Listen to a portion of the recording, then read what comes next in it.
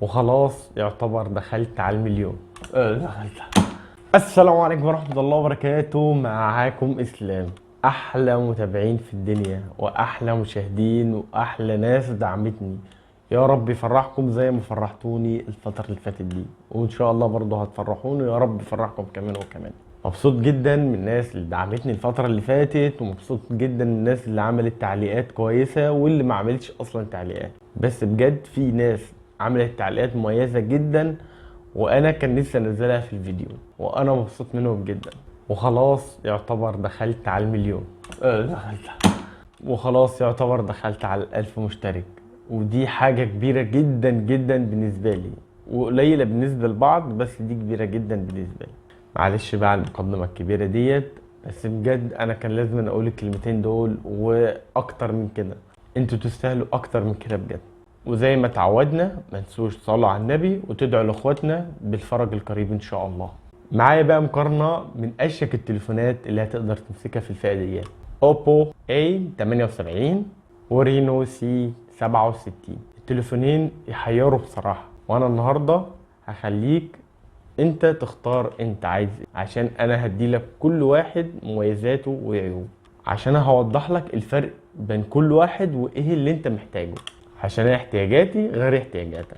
التصميم بقى في التليفونين حلو جدا، الاتنين شيك، والاتنين بصراحة شكلهم حلو جدا مع انهم من البلاستيك، بس بصراحة التصميم في الاتنين وتفصيلتهم تحفة الصراحة، ومتقفلين تقفيل كويس، ومعاهم معيارية مقاومة الماء والغبار الاي بي 54.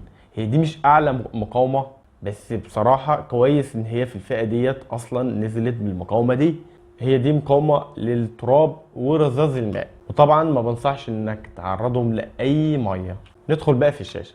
الشاشة في الرينو هتكون IPS LCD و90 هرتز، والمقاس بتاعها هيكون 672، والسطوع بتاعها هيكون 950، وده سطوع كويس. والحافة بتاعتها يعتبر من اقل الحواف في الفئة ديت، هي طبعا مش احسن حافة بس كويسة جدا. بالنسبة بقى للاوبو هيكون اموليد، والتردد بتاعها 90 هرتز، والمقاس هيكون 643 و800 نت، وعليها طبقة حماية كورنينج جوريلا جلاس 5. طبعا الشاشة بتاع اوبو هتكون شارب اكتر، وهتكون احسن في الالوان، وهتكون عليها طبقة حماية كويسة جدا. بالنسبة بقى لريلمي هتكون الشاشة مقاسها اكبر، والالوان هتكون باهتة شوية، بس السطوع بتاعها هيكون عالي عن الاوبو، وللأسف معلهاش طبقة حماية. الشاشتين كويسين، بس الشاشة بتاعت الأوبو هتكون أفضل. لو عايز حجم أكبر هتكون للريلمي، لو أنت عايز شاشة أحسن في الشارب والألوان هتكون الأوبو. طبعا الشاشة ديت لازما محتاجة سلاسة في الأداء. ندخل بقى للمعالج. المعالج اللي في أوبو هيكون سناب دراجون 680 تصنيع 6 نانو، واللي في الريلمي هيكون سناب دراجون 685 6 نانو.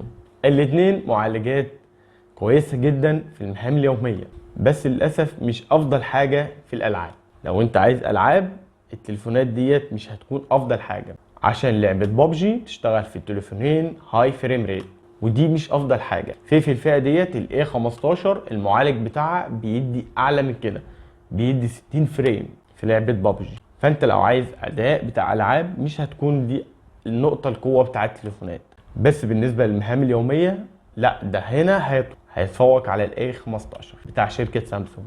بس المعالج بتاع ريلمي هيكون افضل حاجات بسيطة من المعالج اللي في اوبو. بالنسبة بقى لنظام التشغيل، اوبو عليه اندرويد 13 ونزل له تحديث اندرويد 14. ريلمي نازل عليه اندرويد 14 مباشرة، ودي حاجة كويسة، يمكن ينزل له سنة تحديث زيادة، الله اعلم. ننتقل بقى للكاميرات. الكاميرات هنا بقى مختلفة في الاتنين. بالنسبة بقى لأوبو هتكون كاميرتين في الظهر 50 ميجا بكسل و2 ميجا بكسل ديبس. الكاميرا الأمامية هتكون 8 ميجا بكسل. ريلمي بقى كاميرتين برضو في الظهر، بس هتكون واحدة 108 ميجا بكسل، والكاميرا التانية هتكون 2 ميجا للعزل، والكاميرا الأمامية هتكون 8 ميجا بكسل. الكاميرات بشكل عام كويسة جدا على الفئة بتاعتهم دي، بس الكاميرا بتاعت الريلمي هتكون تدي تفاصيل احسن شويه. بس نصيحه، وانت بتصور في التليفونات ديت لازم تثبت ايدك شويه، وبالذات لو انت بتصور بالنايت مود. بالنسبه بقى للكاميرا الاماميه، الكاميرا الاماميه مش نقطه قوه في التليفونات ديت. انا عارف ان دي فئه مش مطالب بيها ان هي تزود اكتر من كده، بس كنت اتمنى ان هي تكون احسن من كده. الكاميرات الاماميه مش افضل حاجه في الاتنين، وبتضطر ان انت تثبت ايدك جدا عشان تاخد صوره مش مهزوزه.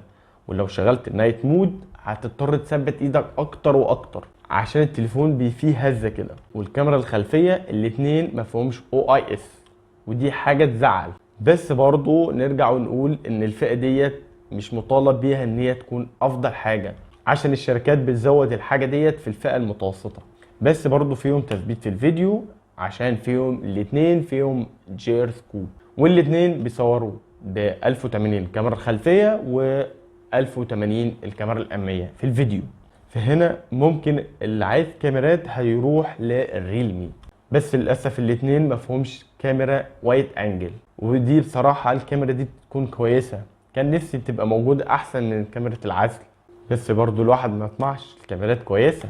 ننتقل بقى للرامات. الرامات في الاتنين 8 ميجا بكسل مع مساحه تخزين 128 و256، ودي حاجه كويسه قوي في الفئه ديت بصراحه، ان هما خلوا 8 ميجا بكسل. وفي النظام نفسه ممكن كمان تزود في النظام، فالاداء هيكون بصراحه كويس جدا. بالنسبه بقى للسماعات هتكون ستيريو سبيكر في الاتنين، وفي كلام بيقول ان الاوبو هيكون اعلى شويه من الريلمي. انا بنقول لك عن تجربه اشخاص، بس الاتنين ستيريو سبيكر. مدخل السماعه 3.5 موجود في الاتنين، دي حاجة كويسة جدا عشان الفئة ديت مش قادرة تشتري سماعات وايرلس. مستشعر المكالمات هيكون موجود، ودي حاجة برضو كويسة مش موجودة في تليفونات في فئة متوسطة، بس بصراحة كويسة جدا. والشبكات بصراحة كويسة جدا في الاتنين، واصلا اوبو وريلمي مشهورين بالشبكات الكويسة، فاطمن من الحاجة ديت. بس في عيب صغير، ان الاتنين مفهومش مايك عازل للضوضاء. يعني انت لو بتتكلم في التليفون تعمل مكالمة، الطرف التاني هيسمع اي حاجة جنبيك، مفيش اي عزل. وبصراحة دي عيب شوية، بس عادي بقى في الفئة ديت. يلا بالنسبة بقى للبطارية للتليفونين هتكون 5000، وبصراحة هنا التليفونات كويسين جدا في البطاريات. سرعات الشحن بقى في الاوبو هيكسب 67 واط، وده يمكن اعلى شاحن في الفئة ديت. وبرضه شركة ريلمي معاها شاحن كويس 33 واط، وده كويس جدا احسن من 25، مع ان ال 25 في الفئة دي كويس، مش في الفئة المتوسطة بيكون 25. وميزة حلوة في الشركتين اوبو وريلمي ان هما بيجي معاهم شاحن وجراب في العلبة. انا كده خلصت كلامي. لو انت وصلت لحد هنا انت بجد بطل. ما تنساش بقى تكتب لي في الكومنتس انت عايزني اعمل مقارنة عن ايه. سلام.